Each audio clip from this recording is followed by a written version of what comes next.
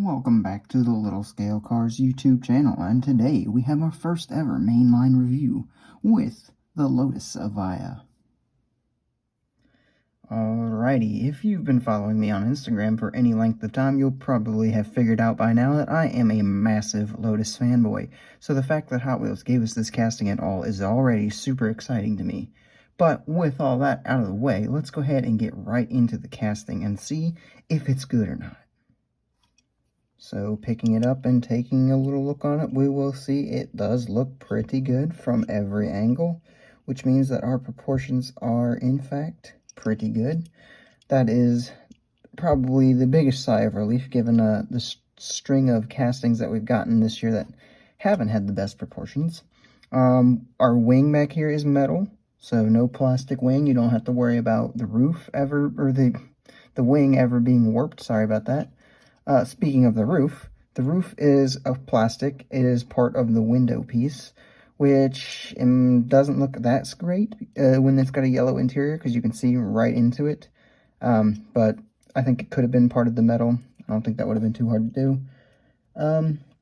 The interior pieces actually are part of the exterior as well. So these little flap thingies up here are done in the yellow of the interior, and the Venturi tunnels, instead of going through, they are actually pieces of the interior, which I knew that the Venturi tunnels would not be done because you can't really replicate those on a $1 model and keep it safe for kids.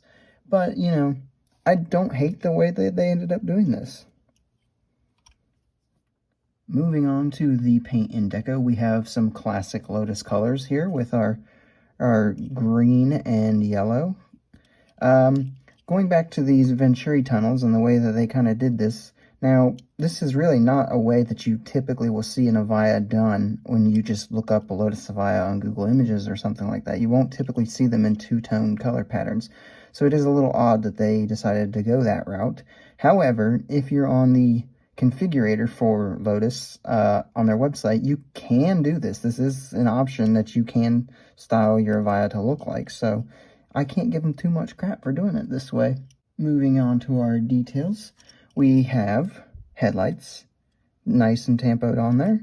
We do have taillights. They are very hard to see, but they are in fact there. They're actually painted onto the interior piece there, but they are where the taillights would be. We even have this little, I'm assuming, reflector strip. Maybe it's a brake light, not positive. Something cool to note is we have the black and white Lotus logo up front. So this is not the normal Lotus logo. However, for the Evija, they all have this black and white logo. So it's really cool that they took that extra time to be correct with that detailing. Another cool little aspect that is probably going to be very hard to pick up on is the Lotus. The word Lotus is actually etched into the back here, so it's a part of the casting itself, and we can hear it here. But the words Lotus are actually etched into there, so that's pretty cool little detail. Our final thing to note of the details is we have these Trap 5 wheels, which typically aren't anything that people like. In this case, though, they're actually pretty accurate to some of the wheels that you can get on the Evija, which, in this case, when they're done with this black kind of color, I think it makes them look pretty good. And quickly going to our roll test, it is a Hot Wheels mainline, so obviously it's going to roll, and it's going to roll very, very well. So going to our pros and cons, some of the big pros that we have is this, as of right now, is the only 1/64th Lotus Evija from any company. And to be honest, I'm a little surprised that Hot Wheels was the first to do it. I really thought Tomico would be the first, but no, Hot Wheels has done it, and it is really well. Also, $1.25-ish, you know, mainline prices. Can't go wrong there, especially when we've got full detailing on the front and back with the headlights and taillights both being done.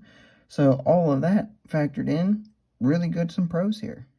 Moving on to our cons, though, there's really only two that I can find, and one being the clear roof.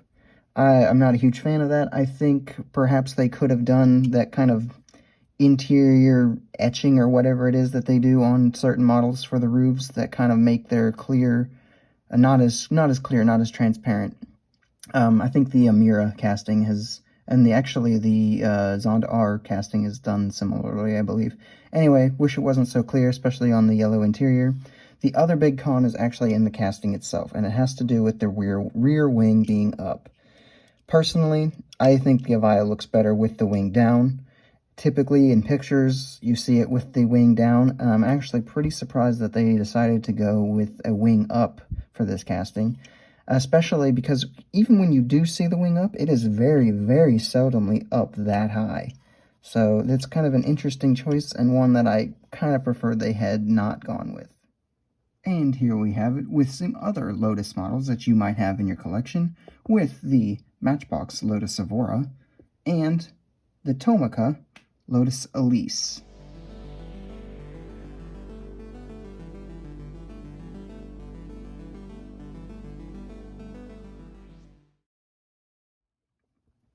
And here we have it with some other electric hypercars you might have in your collection, with the Hot Wheels Pininfarina Battista and the Matchbox Tesla Roadster.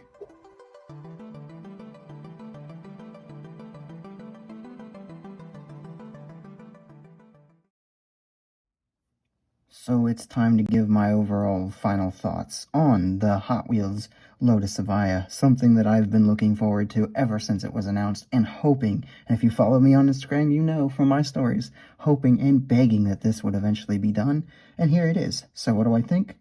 Overall, I'm going to give it a 9 out of 10. I wish the wing was down, and I wish the roof wasn't so clear, and I wish the Venturi tunnels had been casted in. However, I knew that they weren't going to be casted in, but, you know, in a perfect world, that's what I would like. Overall, though, I'm just so stoked and so glad to finally have this, and honestly, I'm very pleased with how it came out, especially for a mainline $1.25, I guess now, model. I don't have anything that I can really complain about, honestly. There are some things I think could have done better, and there are some things that I think maybe weren't the best choices, but overall, absolutely pleased with this and in love with it. Something I'm going to be grabbing every single version of. And that's going to do it for my review of the Hot Wheels Lotus Evija. Let me know what you guys think of this casting down below. If you liked the video, make sure you hit the like button and subscribe if you are new. Both of those things really help me out. And with that, guys, I will see you in the next review. See you later.